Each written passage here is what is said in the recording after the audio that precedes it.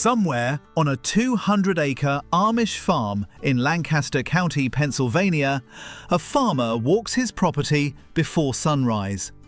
He checks the grain bins, the chicken coops, the hay bales stacked along the barn wall. And somewhere in those stacks, in those dark corners, in the gaps between timber and stone, there are rats. There are always rats. The average farm in America is fighting a war it's slowly losing. Rats chew through grain bags, contaminate feed, gnaw electrical wiring, and spread disease. The USDA estimates rodent damage costs American agriculture billions of dollars every year.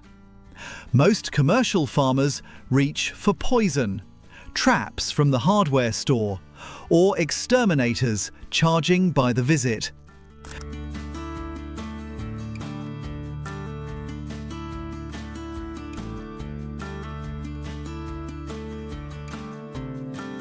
The Amish don't do any of that, and their farms, in many cases, have far fewer rodent problems than their neighbours.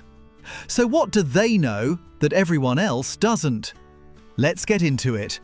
To understand how the Amish handle rats, you first need to understand how rats actually work, because most people get this completely wrong. Rats are not random. They don't just show up because a farm exists. They show up because a farm offers them three specific things: food, water, and shelter. Take away any one of those three things, and rats either leave or die. It's that simple, and it's also that hard, because on a working farm, two of those three things are unavoidable. You have food everywhere. You have water troughs, streams, and runoff. But the third thing, shelter, that's where the strategy begins. Amish barns are built differently than modern agricultural structures, and this matters more than almost anything else. Traditional Amish construction uses stone or poured concrete foundations that go deep into the ground, often 18 to 24 inches below the frost line. Rats dig. They dig well. But they don't dig through solid stone, and they struggle significantly with dense concrete. The modern alternative, pressure-treated wood sills sitting on a thin concrete pad, is basically a welcome mat. Rats chew through it in a season.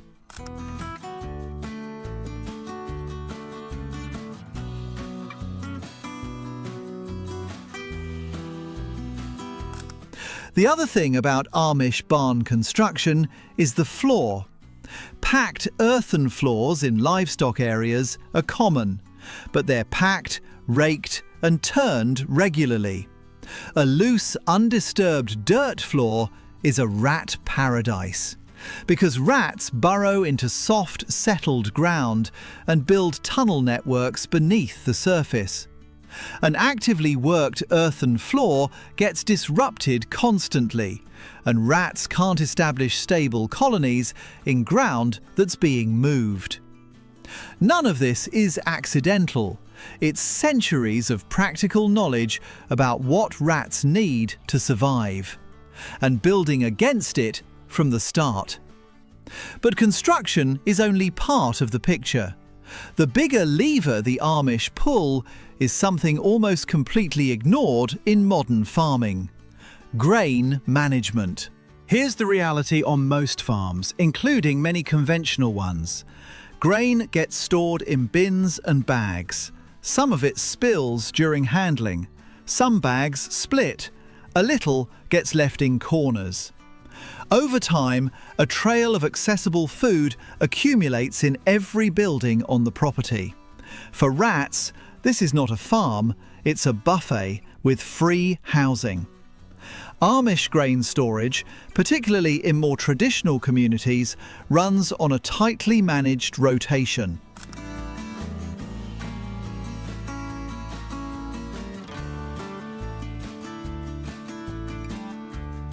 Grain goes into solid, sealed bins, often hand-built with tight-fitting lids. Spillage during handling gets swept up the same day. Feed for livestock gets portioned out each morning, and whatever the animals don't eat by evening gets collected, not left in the trough overnight. The reason is simple. If the food isn't there when the rats come looking at 2 a.m, they eventually stop coming. This sounds obvious, but the discipline required to maintain it on a working farm is substantial. Every person on that property has to follow the same routine every day without exception. One lazy week is enough to invite a colony that takes months to evict. The Amish run farming operations where children are doing real chores by age 8, sweeping, feeding, collecting, tidying. The sheer number of hands engaged in daily maintenance creates a baseline level of cleanliness that's genuinely difficult to replicate with a smaller, modern farm family, or with hired labour that clocks out at 5. The third piece of this is the one people find most surprising: cats. But not in the way most people think about barn cats. Plenty of farms have barn cats. What most farms don't have is a managed, multi-generational barn cat population that's been deliberately maintained for rodent control for decades. There's a real difference between those two things. A single barn cat, or even 2 or 3, will hunt rats opportunistically. They'll take young rats, small rats, rats caught in the open. But a healthy rat colony is fast breeding, and one adult female can produce up to 72 offspring in a year.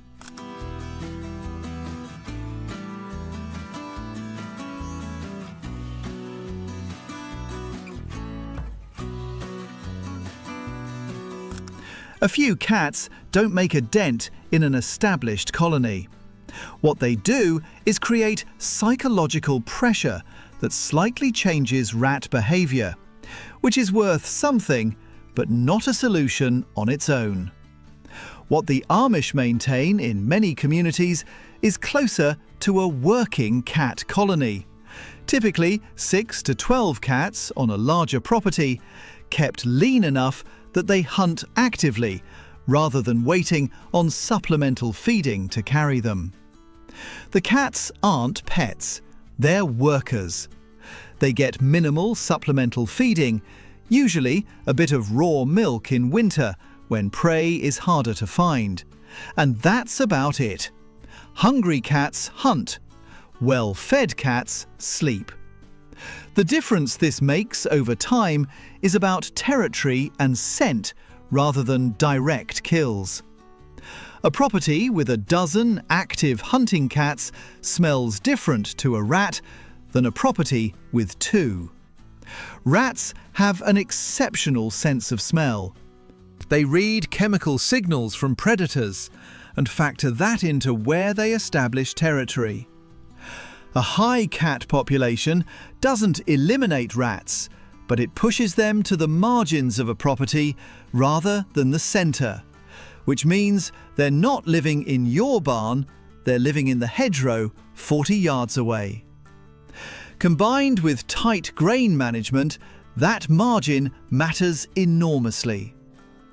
There are also specific predator relationships the Amish actively cultivate that get almost no attention in mainstream conversation about pest control.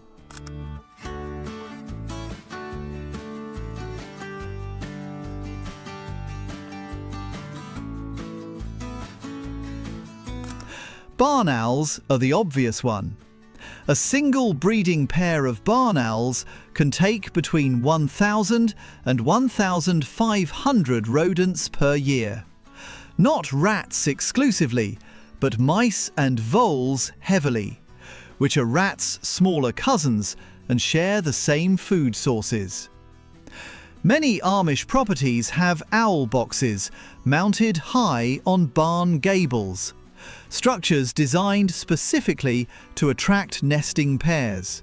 They don't cost much to build, they require no maintenance, and the return on a successful nesting pair is enormous over the lifetime of that pair. Beyond owls, traditional Amish farming practices tend to leave hedgerow corridors, woodlots, and border grasses intact around field edges, rather than clearing everything to bare soil. Modern agriculture has largely bulldozed these features to maximize acreage. What got bulldozed with them was habitat for red foxes, weasels, black snakes, and red-tailed hawks, all of which eat rats with enthusiasm.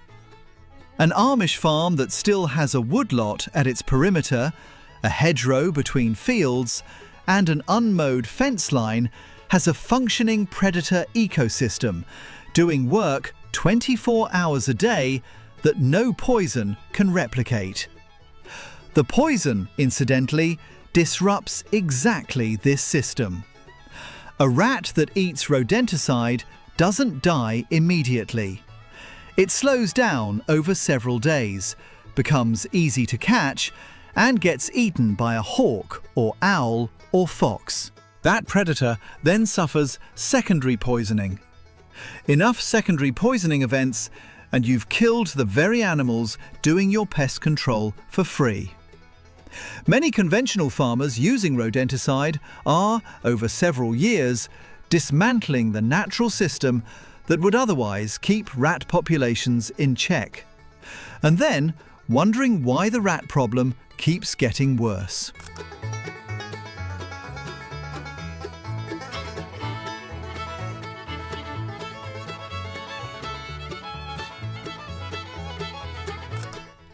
The Amish, who aren't using the rodenticide, aren't triggering that cascade.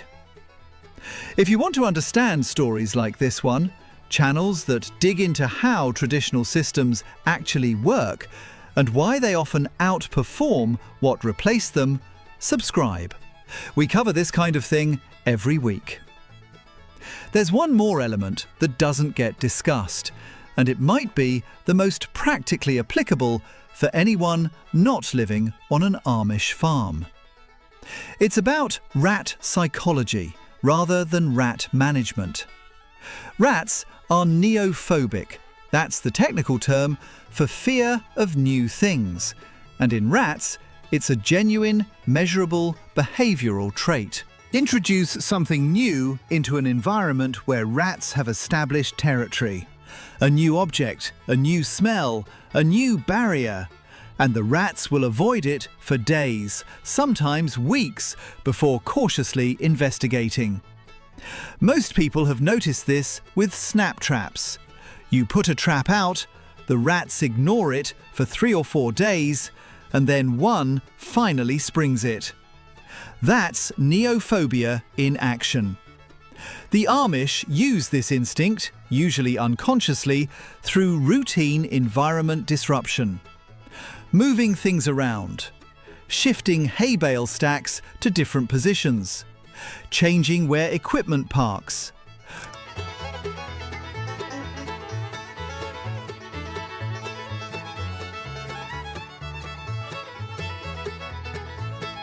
relocating feed bins seasonally. To a human, this looks like normal farm reorganization. To a rat that has mentally mapped every square foot of that barn, it's a hostile and confusing environment that never fully settles. Rats prefer stability.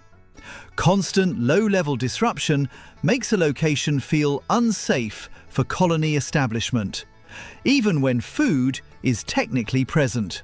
Compare this to the average modern barn, where a bale stack goes in a corner in October and doesn't move until spring.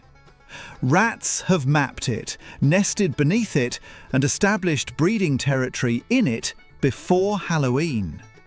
Moving that stack in March finds a colony, not a few individuals. The Amish don't have a policy about this. It's just how the farm runs. Things move constantly because there's always work being done, always something being rearranged, always children underfoot, disrupting the quiet corners where rats want to settle. The disruption is a byproduct of an active, busy farm, not a deliberate pest control strategy. But the effect is the same. What makes all of this interesting from a broader perspective is that it reframes the entire question of pest control.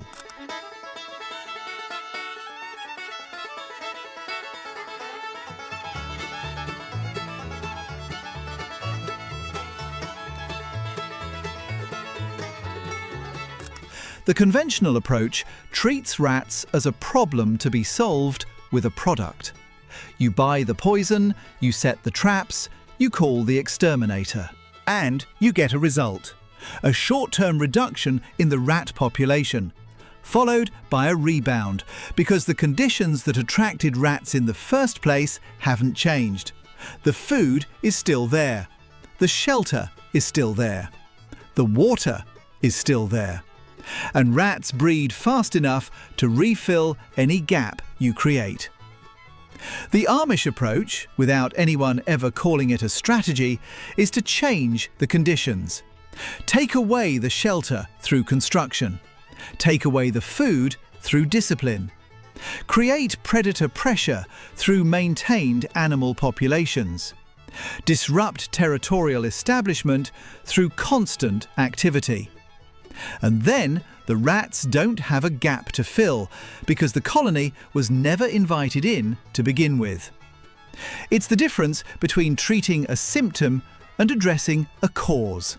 And it works well enough that in conversations with people who've spent time on Amish farms across Pennsylvania, Ohio and Indiana, a consistent observation comes up. You don't see rats in Amish barns the way you see them in conventional ones. The farms aren't sterile, this isn't a laboratory, but the problem is visibly smaller.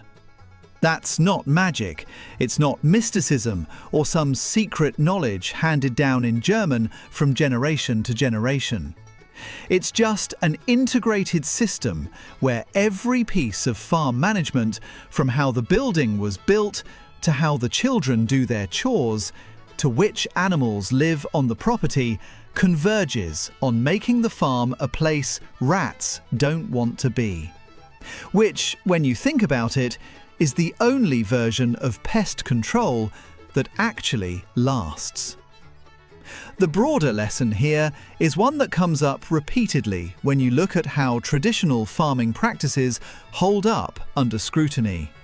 Before chemical agriculture, before industrial pest management, before the product for every problem model that defines modern farming supply, generations of farmers figured things out through observation and consequence. If your grain spoiled, you didn't eat. If your barn burned because rats chewed wiring, you didn't have a barn anymore. The stakes enforced the discipline. What the Amish have retained, more than any specific technique, is that discipline.